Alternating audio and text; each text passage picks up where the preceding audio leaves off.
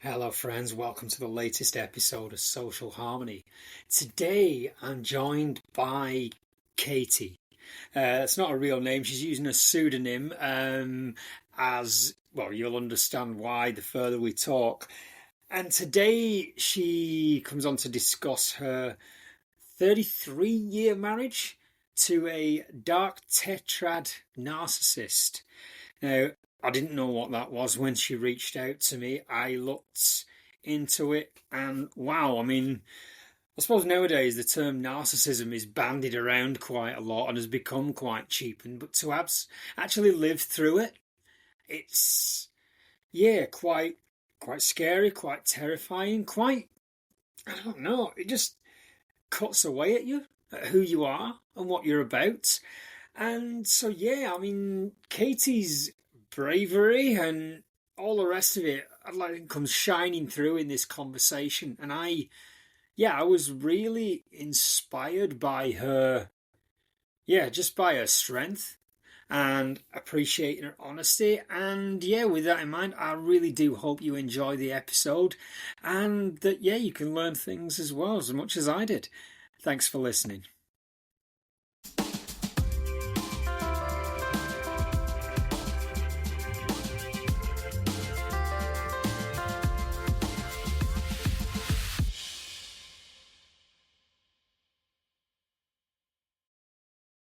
Yeah.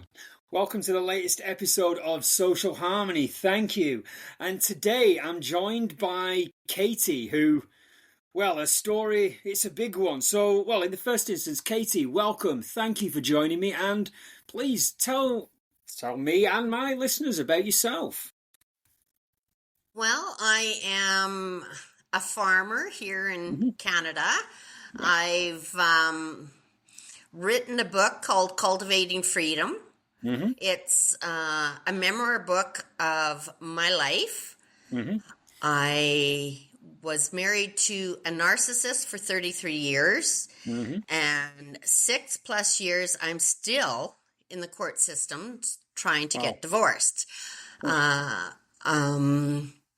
It's been quite a journey. I didn't realize his mental issues, and it's been quite a process to learn and figure everything out. And I can remember my 28th year marriage when we started getting some answers, and all I could think of is how many other people are out there that are dealing with these issues and have no idea with the complexity of what they're dealing with. And so that's where my book.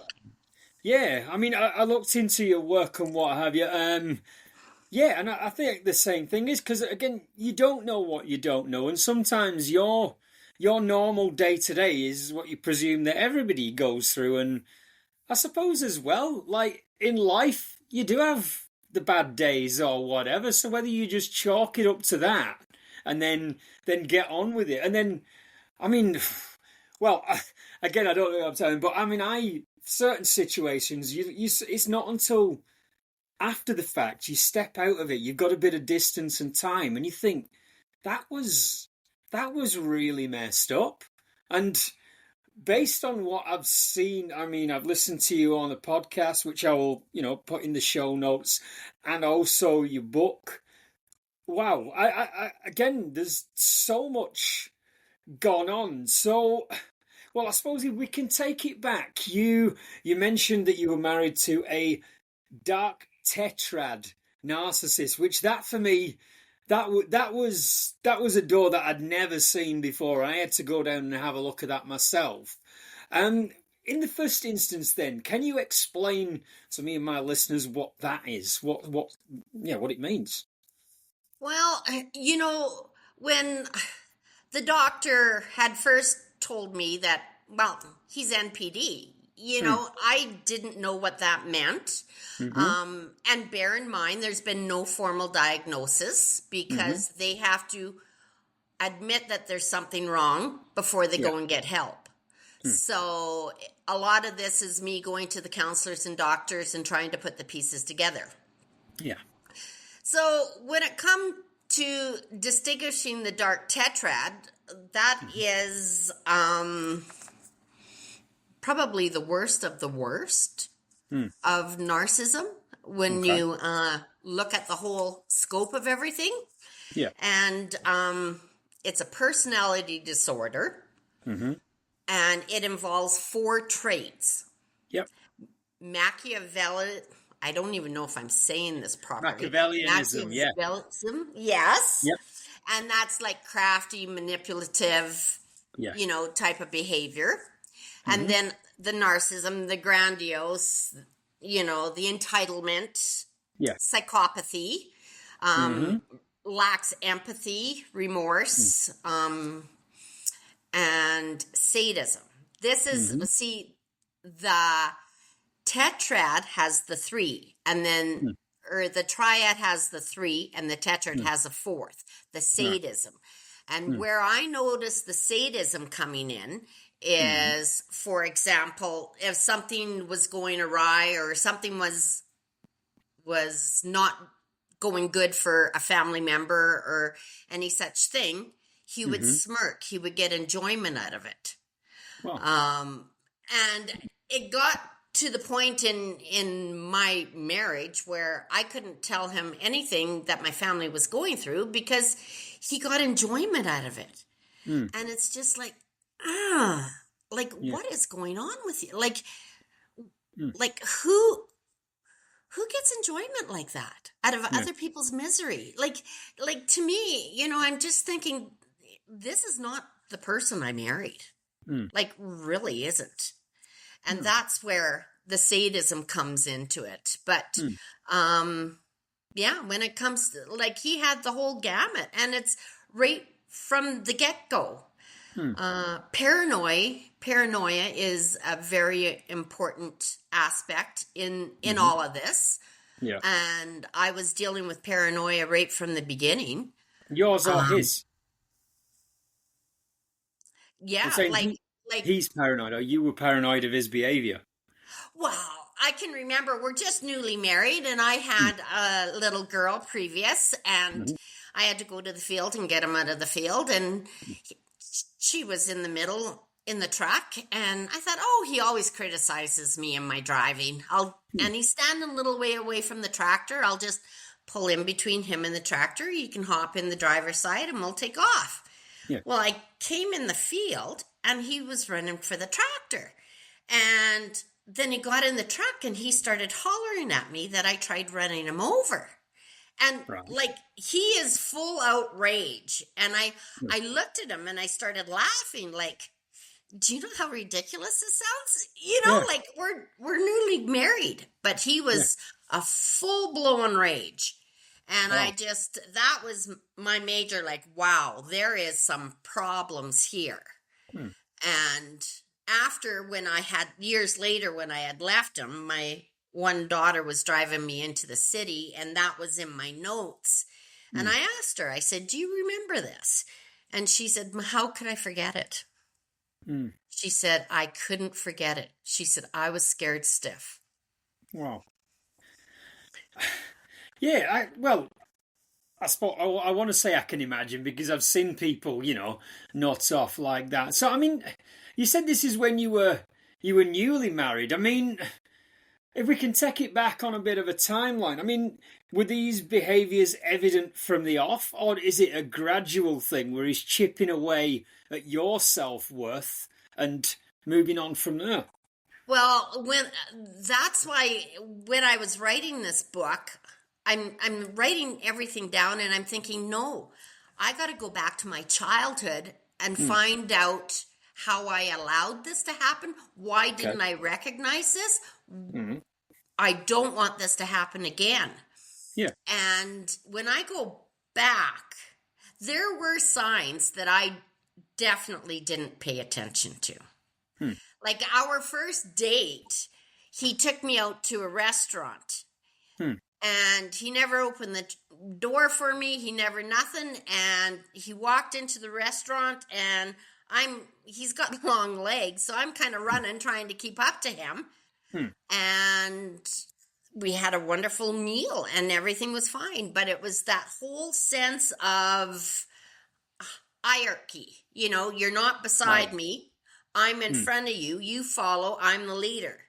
And Right. that was a major sign. Yeah. And there was another sign too. We were dating, and he left the city to go home, and he's not answering my calls. And I thought, what's going on? So I came out to the farm and asked him, and he said to me, "You're the kind of girl I want to marry, but I don't want to marry yet. I want to date some more." And I just looked at him and said, "If you're done, we're done. We're done. Like, I'm not going to be on the back burner." And I left. And then he started calling me again. But this, I think, was another demonstration. He couldn't handle rejection. You Even think though that was that is him? something that That he was him wanted, he exerting couldn't handle control. the rejection. Right. That. Well, so yeah, that's him sort of exerting a control, which I suppose playing the outcome, playing the odds or whatever. Is it that Yeah. kind of thing? Yeah. Yeah. Right. You know. Wow. Okay. So it's, well, we got off to the wrong start.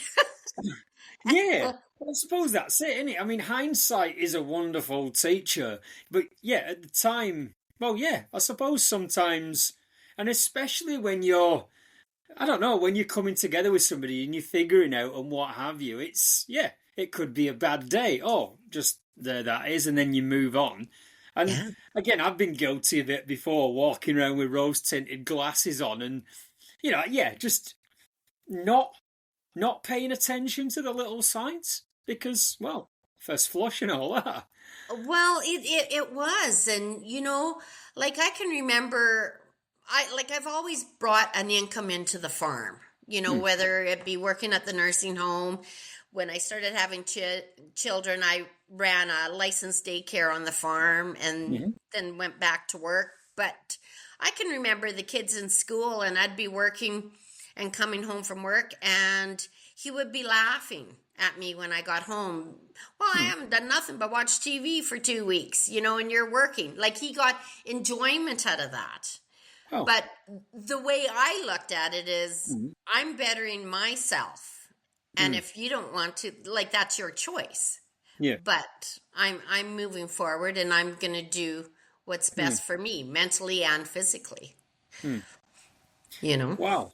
Um, yeah, I mean, that in and of itself sounds like a lot. So, well, I suppose if we can take it back to, I think the definition of what narcissism and MPD actually is probably a good launch pad for the conversation because, like we were talking about off air, I struggle with, maybe this is me getting older as well, but like TikTokers and whatnot using therapy language to I don't know, to talk about everyday situations, not getting your way or whatever. Oh, well, he's clearly a narcissist because, and he didn't do this, that, and the other. And I find that ridiculous. I mean, I suppose that it's an insult I've had thrown at me before now for whatever reason. And you look at it and you think, no, that's just me disagreeing with you. That kind of thing. And I think in on the face of it, it's done for clicks and likes and not maybe that serious. But I think it can actually, I don't know, cheapen the term, if that makes any sense. Oh, For somebody who's yeah. actually been through it. You actually, the term is thrown around way too much without even understanding the full comprehension of it. Yeah. Narcissism is a personality style that is made up of personality patterns, eh? Yeah. And some of them are empathy, entitlement, grandiosity, validation and admiration seeking, envy of others, egocentrical, and they have a low capacity for reciprocating relationships. So a lot of their relationships are not long lasting. They can't hold on to a relationship for depth. And the basis of all of this is insecurity. Like, they are very insecure people. And maybe that's why, like everything that I've gone through, I don't hate him. Hmm. I feel sorry for him because he'll never know the deep, unconditional love Yeah. that people have to give. Like, he'll never have that deep connection. The Yeah. connection he will have with people is people that will fulfill his needs. Hmm. And when they no longer fulfill his needs, then he moves on. Hmm. But I suppose based on that, he'll always be on the outside looking in. Possibly, really wanting this connection, really wanting these things, but I said unable to foster that, to, like you said, to reciprocate that as well. It's Yeah. always transactional. Yes, yes. And, that was a hard pill to swallow. Hmm. When you So, give your life fully to someone yeah. and raise their children, Hmm. only to find out in the end that you were used. Yeah. You were totally used. And my daughter pointed that out to me here a couple of years ago. We had a really deep talk, and she really does not have a filter. Yeah. Some of the things she says sometimes are very hurtful, but she's honest. Yeah. And she said, Mom, you always taught us to find somebody that loves us unconditionally. And she said, you never did. And I said, no, I thought I did. If you asked me 40 years ago if I'd be in this boat, I would have said, you're crazy. Of course. And I really thought I did. But my job as a mom is trying to raise them properly with all the values that I feel is important. Yeah. And at least she got the message. All three of my children are very happily married. They have wonderful marriages. So that's, again, I guess that was my sacrifice to my kids. Yeah. Yeah. And I suppose if we're talking silver linings, I mean, I don't know about you, but when I came out of my marriage, and honestly, my story is nothing like yours. Honestly, having heard the story, this has given me something else to be grateful for, in that it could have been so much worse. But I remember thinking at the time, like looking forward to another partner or whatever, I didn't know what I didn't want. I did want, but I knew what I didn't want. And I think that was the important lesson I took. And I suppose that's one, like when you say with your daughter being quite forthright about this as well, this has potentially shown her that, nah, that's not it. And I know that sounds, maybe I'm needing a filter on this or whatever, but I suppose that's, it's well, a bit of a cautionary tale, maybe, if you like. It shows that, no, I know what to look for, what I don't want, and this treatment is not acceptable that my mum received, and so I don't want that either. Because I suppose it is possible for it to go the other way. When you kind of look back on everything, and it's just,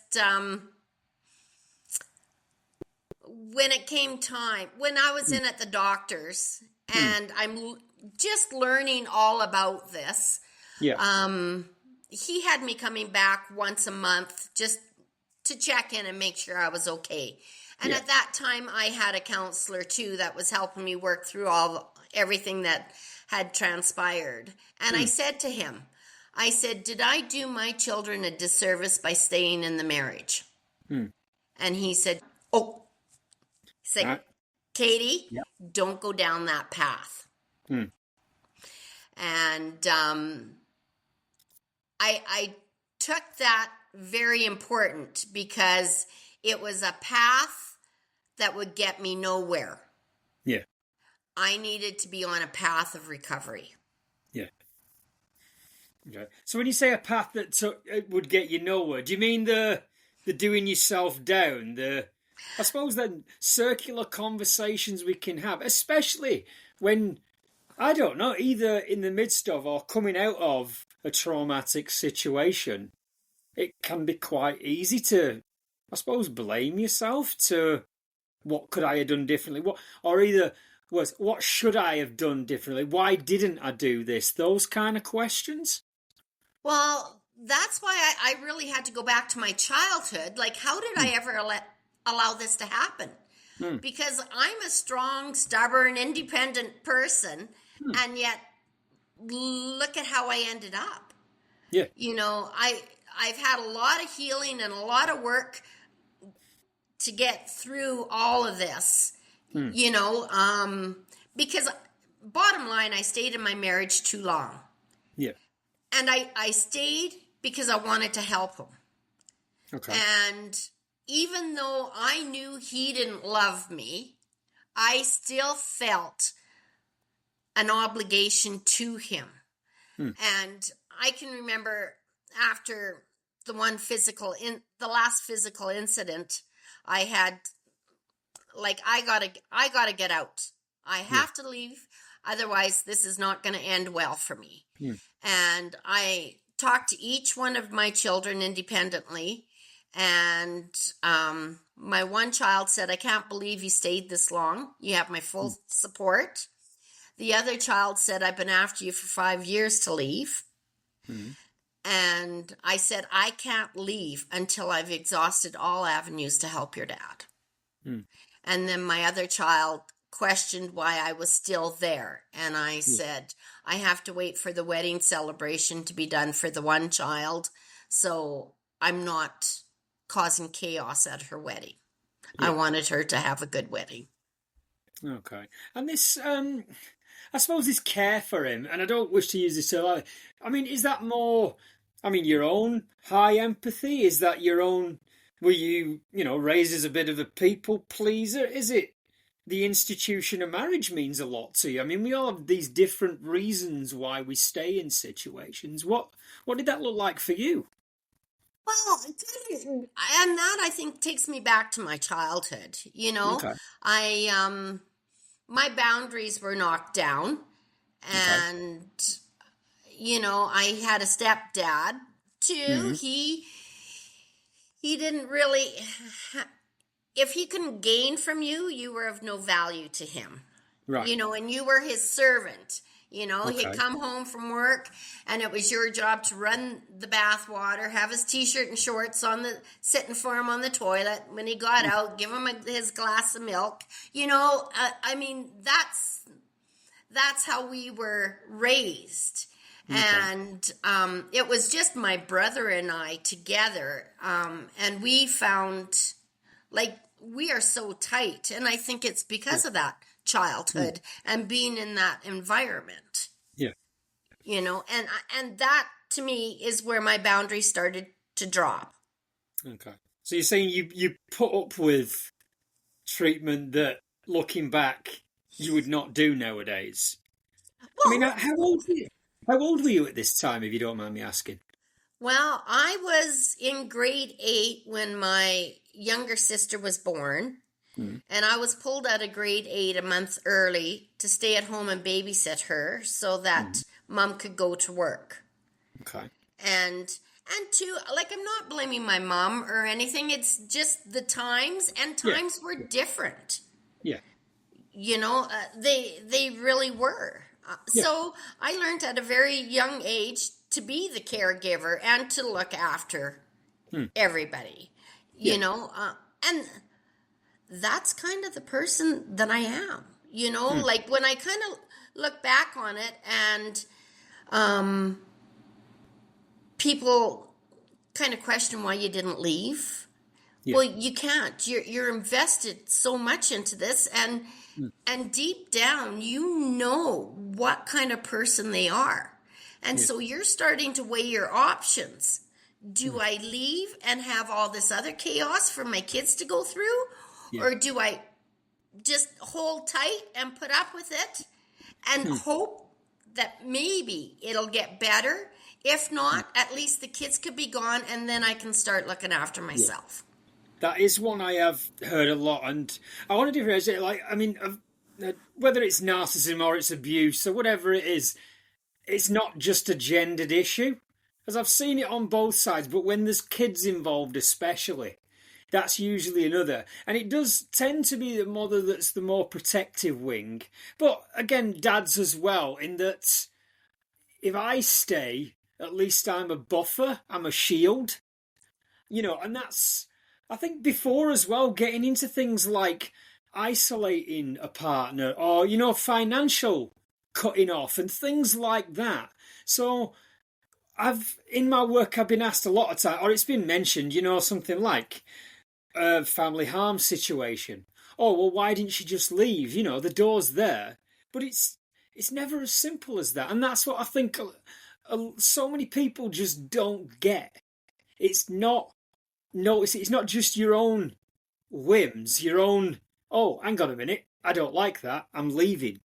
But it's, and again, even not kids, but I suppose the mental prison that you get put into, and before I left, we had conversations because we went to a financial advisor to find a fair, equitable farming with our son. Yeah. And at first he was on board. And then as time progressed, he was playing. And I said to the gentleman, I said, he's playing you. I said, he has no intention on coming to any type of agreement. And in the end, that's how it played out. But he would sit here and he'd say, you'll never leave. He said, you'll be too embarrassed to leave to know that you have a failed marriage. And then I'd look at him and say, some people might give me a medal for being married to you this long. Like it was to that point where I started, I can't live like this anymore. I've got to start standing up for myself.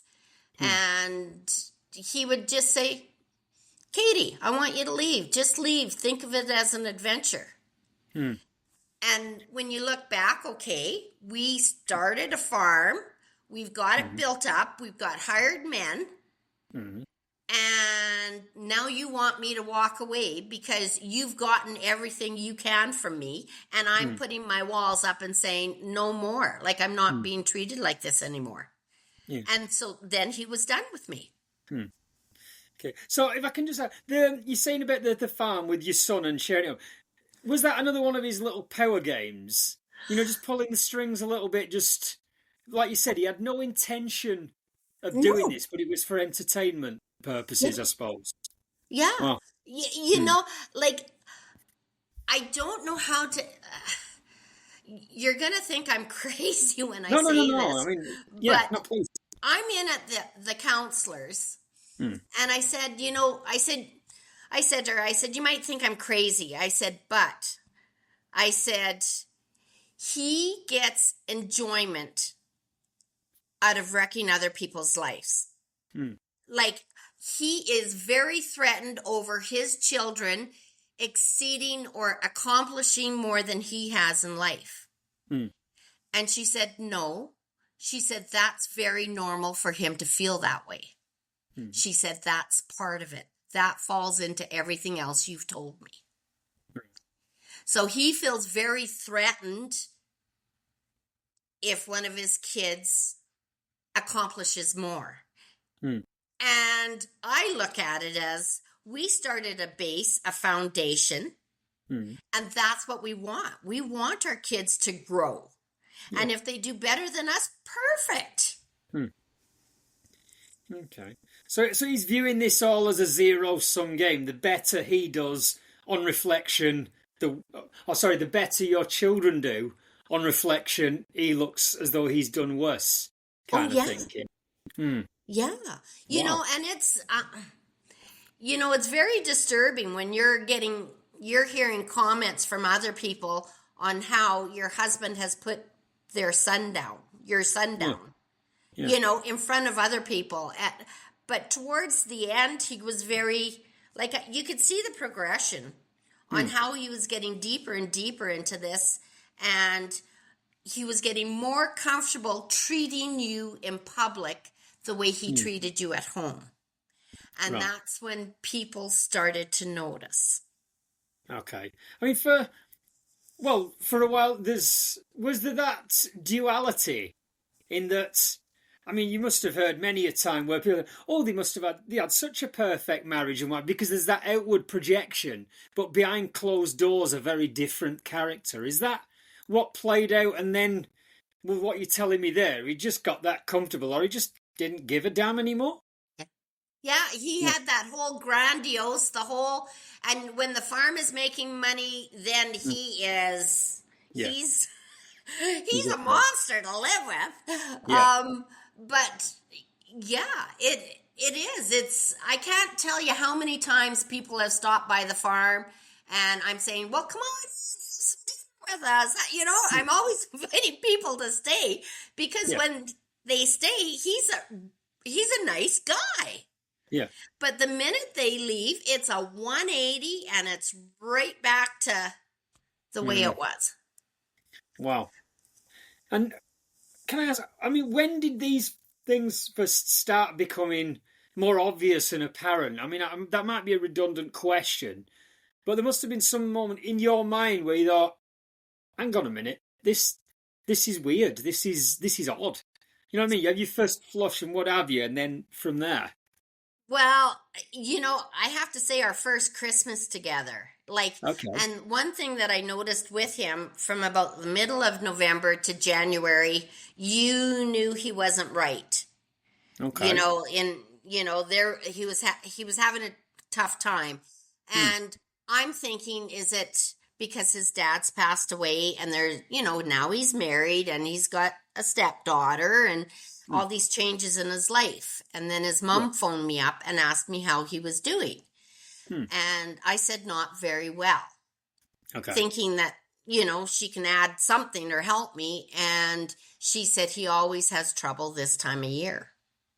Okay. And so that was at Christmas. And then the following February, we had no water in the trailer that we lived in, and it's wintertime, like minus 30 here, snowbanks, and it was a Sunday, and he looked at me and he said, you don't do enough around here. It's your job to get the water going. Well, I'm pregnant. I don't have a coat to cover my belly, but I thought, no, I'll do it. I got out the phone book, phoned an electrician. On a Sunday, he drove out to the farm to help me, and him and I were working back and forth, checking the wires, because he needed somebody on the other end to tell them, what was happening with the meters and stuff. Yeah. And my husband sat at the kitchen table and pulled out a bottle and started drinking. Like, he couldn't handle the pressure. He couldn't handle the change. All of a sudden, the water's running. I'm feeling pretty powerful. Yeah. And knowing that I can do this without him. But when you look back and you think about it, it's just like, what man would send his pregnant wife out there in the snowbank working with the electrician to get the water working? Like that's not normal. No. And this is what I'm saying about one of these instances that I'm sure at the time, potentially you questioned it, but later down the track, you can look back on it and think, that's to me, the opposite scale of normal. I don't claim to be, anything special myself, but I'd like to think, I have a pregnant wife there. I'm certainly not going to send her out doing things like that. That's just bizarre to me. Yeah. But he doesn't think about stuff like that.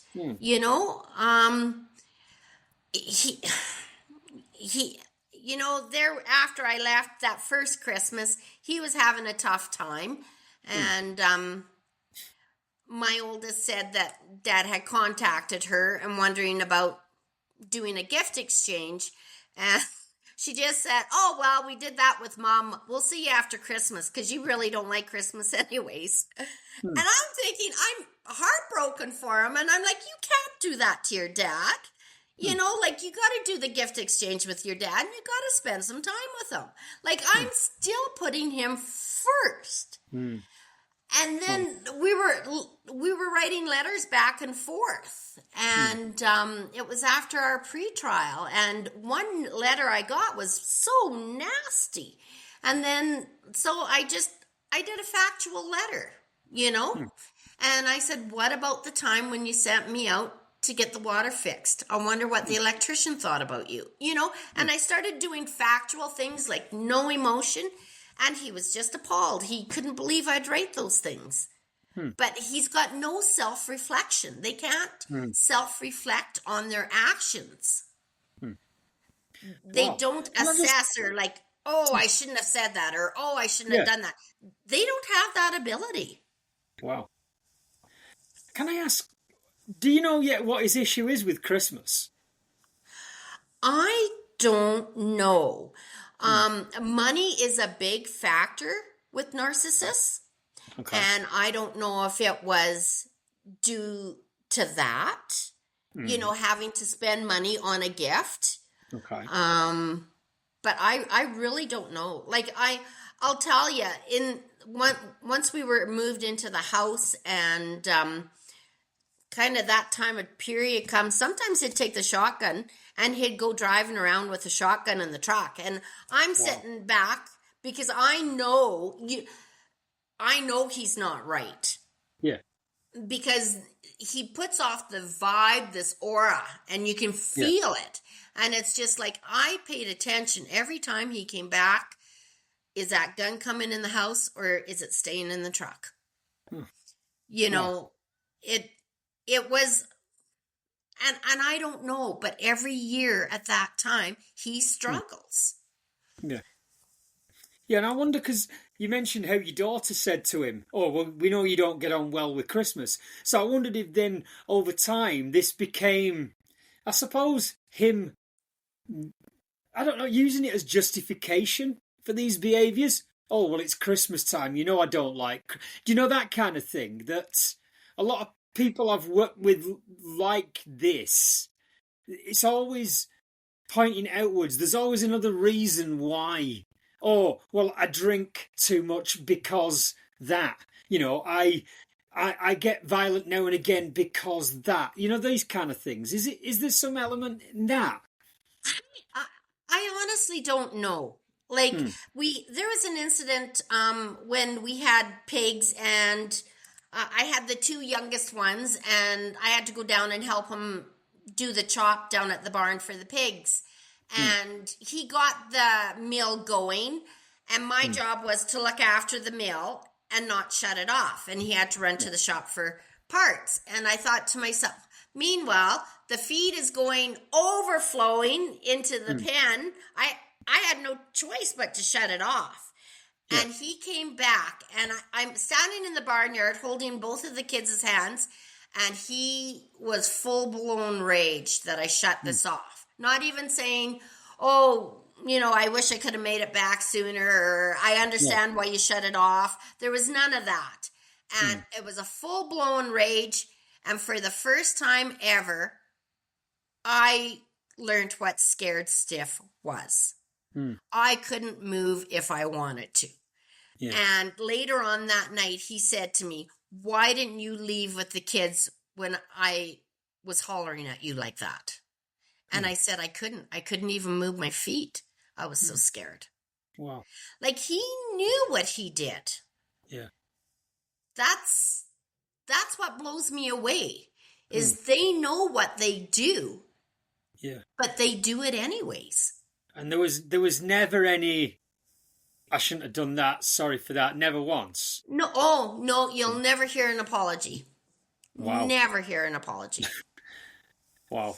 That's, yeah, I can, well, like I said, being around people with rage is one thing. I mean, what did this do for your well-being, your mental state? Because you must have been constantly on edge, and I bet the kids were as well. Like you said, he gave off a vibe, and you do become hyper-aware and tuned into these things after a time, don't you? I mean, you must have been exhausted. Well, I learned to be very quiet. Okay. There was many times where I was quiet. I just, and like I said, they put off that aura. People would come in, and all of a sudden, if the kids dispersed, like went to their rooms or did something, they didn't hang around because they could feel it. Yeah. They could absolutely feel it. Yeah. And at first, I tried talking to him, but he'll stonewall you or he'll talk over to you. So I found that I was always put on the defense, and I'm always defending myself for all my actions. And so then I'm trying to explain them, and he keeps talking and he keeps talking, and he won't let me get a word in edgewise. And so finally, then I'd progress to hollering at him, and then look at me like I'm crazy. Yeah. And then it's like talking to a post. I just would be quiet and then walk away. And, and I think maybe there's a term called gray rocking. Okay. And that is the term where you show no emotion, no expression, nothing. You don't give them anything to feed off of. Okay. And I got very good at that. And I have to say, I did have my job outside the house. And that, when I look back, that was my escape.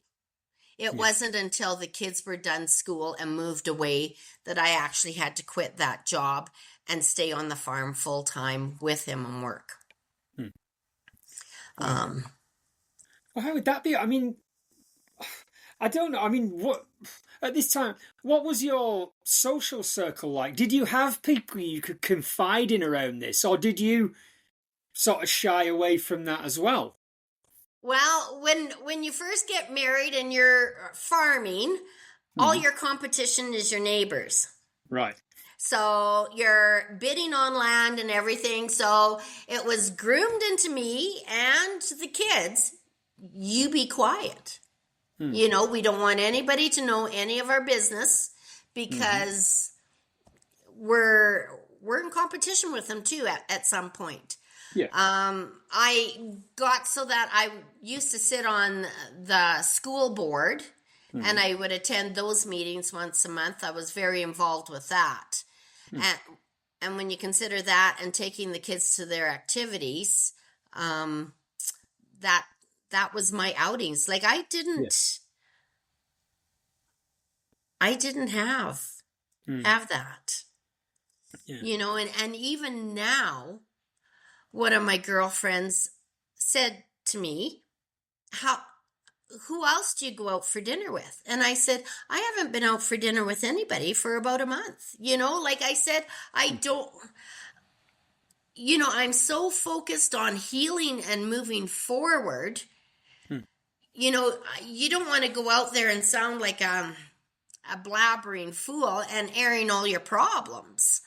So I had my few that helped me through this, and I could talk to them. And when you're processing this, you're repeating it and repeating it.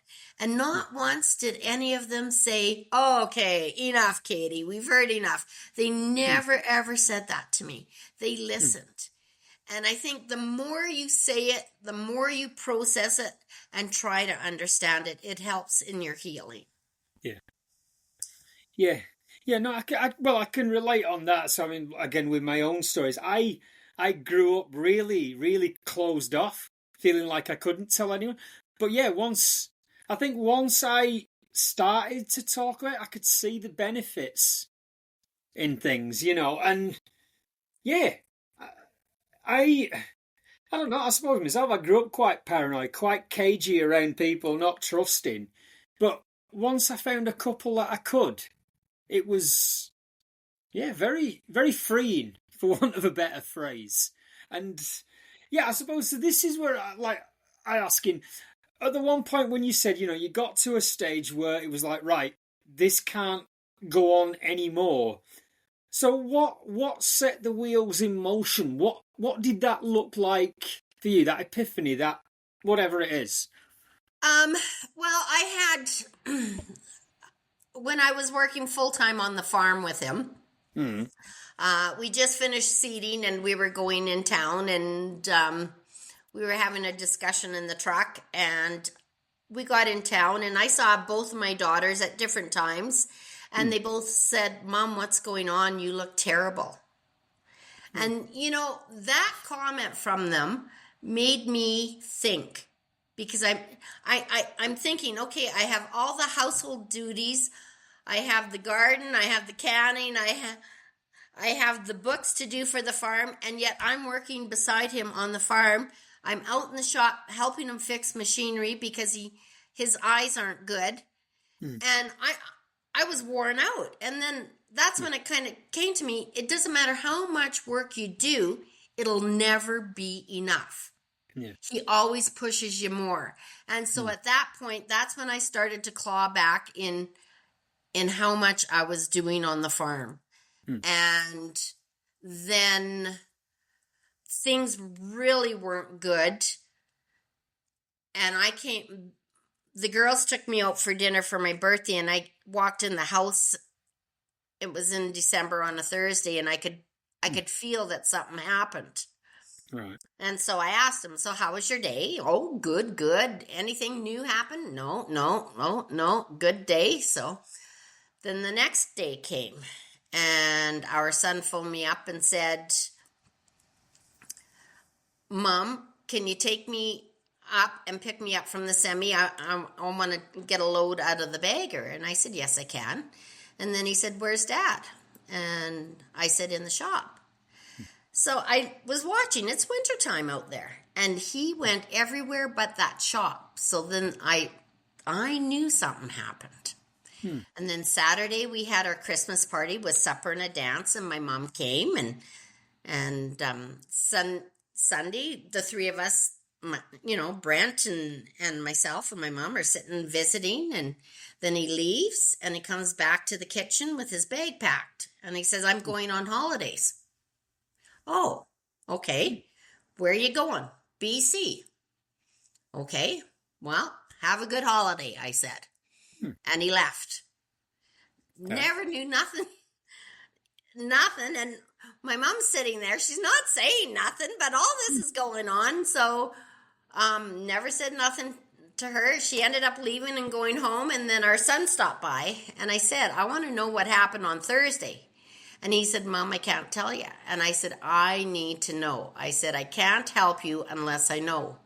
And so then he did tell me. His dad threatened to shoot him and put him 10 feet under where he deserved. So he came home from BC on Tuesday night, and we had a talk, and I told him, I'm done. I can't live like this. And then he's crying and wants help. And I said, "Only I will try, but you have to look after everything." So we went into the doctor's, and the doctor gave him a card of a marriage counselor, and he goes to hand me the card. And I said, "What are you doing?" And I said, "If this is going to work, you're going to look after it." Because he is the type of person that he'll have everybody running around doing everything for him, and then he'll sit back and he'll say yay or nay.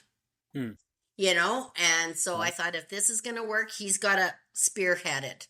And after the first session, I had to work on my criticizing. Right. And she's right. Okay. And then I had to phone her halfway through the week, and then we had to go back in a week, and he had to read all he could on stonewalling. So I did my part. I don't know if he did or not, but we go back in a week's time, and she's asking me, and I'm telling her the different instances where I was catching myself. And so she looked at him, and he's sitting back with his arms crossed, and she's asking him, "And how did you do?" And he's not responding. She asked him 3 times, and he never responded. He's stonewalling the marriage counselor, if you can believe it. Wow. So then after that, she pulled me out of the room, and she said, "You seem to have a good understanding of your husband's mental condition." And I said, "I do." And she said, you better figure it out because it's going to get worse. Right. And I said, okay. And we were in the city. I went and I went and bought a journal, and I started journaling every night on everything that happened. And so I had a lot of information for the lawyers. Okay. Yeah. Good. Yeah. I suppose that's the thing, isn't it? That you said that about it's the steps between deciding to leave and leaving when it's not that easy. Like you said, you built up a business. There's kids.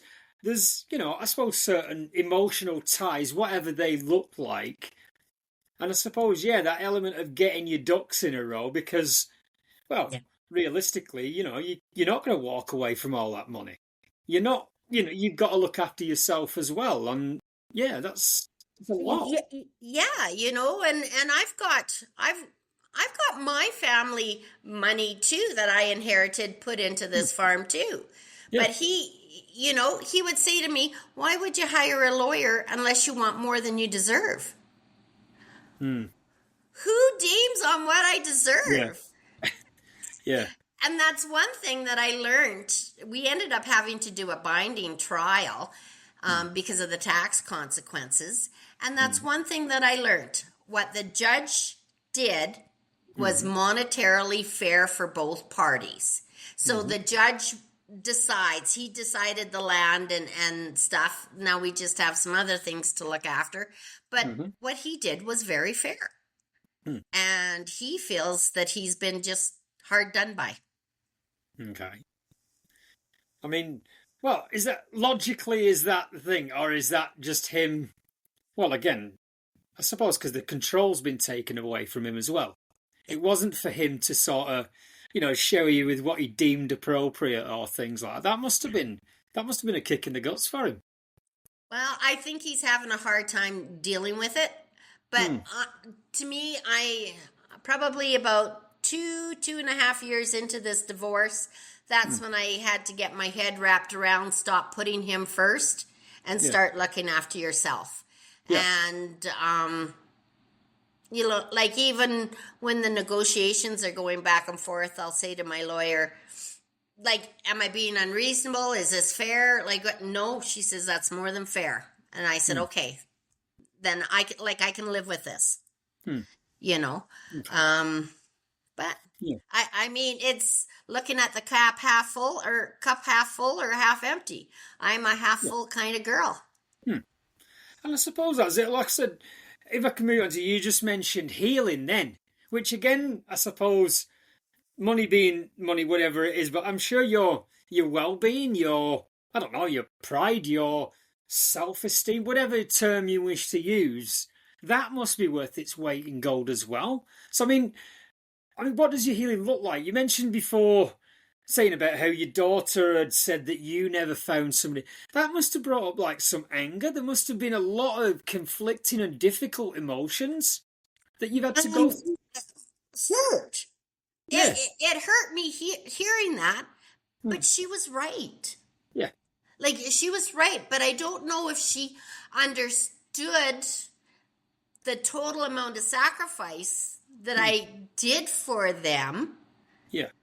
And I mean, over time, it'll all, like time heals all wounds. And a lot of times it's hard to understand or comprehend until you've been in a situation like that. Yeah. Yeah. Yeah, that's it. I mean, let's say, you started the process, you're going to, and like you said, is it 6 years later and it's still not been finalised and cut off? It's 6 plus. Wow. We're down to the little stuff. I have to pay him X amount of dollars for corporate, and then he's got to pay me X amount of dollars for personal. And the letter I got said, no, he's not paying me anything. So my lawyer said he can't do that. So then we came up with 3 options. Option A, B, or C, or something close to. If not, we're back in binding trial. And he Yeah. wasn't happy with binding trial the first time, so... Fair But enough. we both had to sign a piece of paper agreeing that whatever the judge decided was written in stone. Yeah. So, and from the first round, what the judge did was very fair for both sides. Yeah. Fair enough. Fair enough. So, well, I suppose, I mean, now where you are, I mean, you've written a book and you help others, like, help from this. So you've turned what, yeah, I mean, from an outside perspective looking in, and I'm sure, well, I've heard a minimal amount of what's gone on over those years. That still sounds, wow, just, I don't know, so spirit crushing, for want of a better word. So to turn that around to where you are now, well, shows a great deal of bravery and fortitude and what have you. But I suppose the continued effort day to day, like you said, it's difficult extracting yourself from these things. I mean, how are you at the moment? Tell me about that. Well, honestly, the therapist that I have, I've learned so much from her in dealing with pressure and tensions, and I've learned a lot from her. I can't even begin. And now I've been reducing my time with her, which is progress. Yeah. But when I look at things and where I am, I'm very fulfilled and I'm very happy because my goal was living on the farm and having the farm for my grandchildren and my children. And I've accomplished that. Yeah. When I first left, he said he wasn't going to farm anymore and refused to rent the land to our son. So I had quite a battle with the neighbors. The neighbors kind of moved in and started on the land and everything. Yeah. So that was quite the go around. My lawyer couldn't actually believe what I was going through out here. So he sent some letters, and so it's this stubborn old girl against some of these men. But yeah, I've got a farm for my son to farm the land. And to me, that's accomplishment, that's pride, that's, my grandchildren come out here. Like that was going to be my retirement. Teach my kids how to can, how to, do the berries. And now we've got chickens and turkeys that we butcher and put in the freezer, and the kids are looking after that. So there's some good positive things happening moving forward. Awesome. Oh, that's lovely. Well, as we look to cap it off, I suppose, I mean, what advice would you give to somebody who was in a similar situation? And I know every situation is different, but I mean, what would your sort of parting shot be on that? Well, probably the first thing is go and see your doctor and tell him everything. Tell him everything that's going on, and find a good therapist. And you might have to find go to a few different to find a fit, because once you're in therapy, you're like, I've been joined at the hip with this woman for over 7 years. And they teach you a lot. You learn a lot, and learn exactly what you're dealing with. Read, learn, put the piece. It's like layers of an onion. You're peeling back, trying to figure out what you're dealing with and what's not. And that's where I found the Dark Triad. It's just like, it's not just narcissism. It's like the worst kind of narcissism. Yay! Wow. And reach out. Like have your close friends, like 2 or 3 that you can just tell anything to. Mm. And I've on my website, you'll be able to get, and at the back of my book, I call them cheat sheets, Mm-hmm. on recognizing narcissism. How do you know if you're healing? Your checklist, if you're going to leave, these are the things you got to think about. If you're Yeah. hiring a lawyer or a therapist, these are some good questions to ask them. Mm. And one thing that I did find out, do not be afraid of paying a high dollar for a lawyer, Mm. because the lawyer I have now, she is getting things accomplished. Yeah. It's costing me, Mm-hmm. but I'm going to have peace. Yeah. I am so close to having peace Mm. and benefiting, and yeah, Yeah. No, that's that's lovely. what I would Yeah. recommend. Excellent. Well, that's I suppose a nice way to end what has been, sorry, right, a pretty well, an incredibly traumatic period. And I want to say thank you for sharing that story with such honesty. I mean, that's a lot. Even listening to it from this side, that's a lot. And I do appreciate your time. Thank you. Thank you. Well, I have to say, when I first left, it was like diarrhea of the mouth, because I could finally talk. Yeah. And Yeah. some of the people are kind of looking at me like I'm crazy, like, Mm. you live like that. And then it's just like, oh, Caty, you're sharing too much, Mm. because people don't understand unless they've lived it. Yeah. And that's where there's solace when you listen to other people's stories. You have that connection. Mm. Like, you're not the only one out there. Yeah. And when you can work together and build together, that's how the healing happens. Yeah.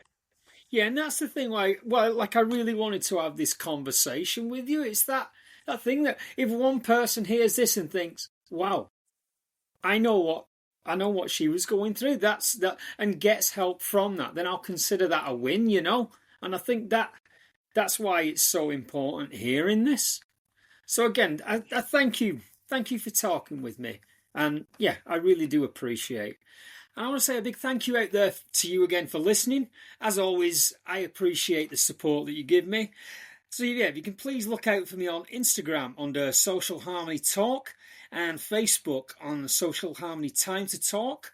I'll post show links, random selfies, other nonsense and fun things like that. Advertising that I'm now available on Spotify and Apple Podcasts.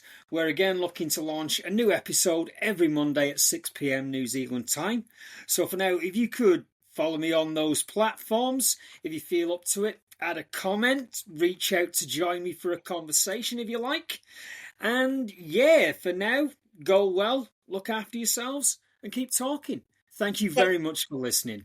Thank Thank you. you, Caty. Thank you. Oh.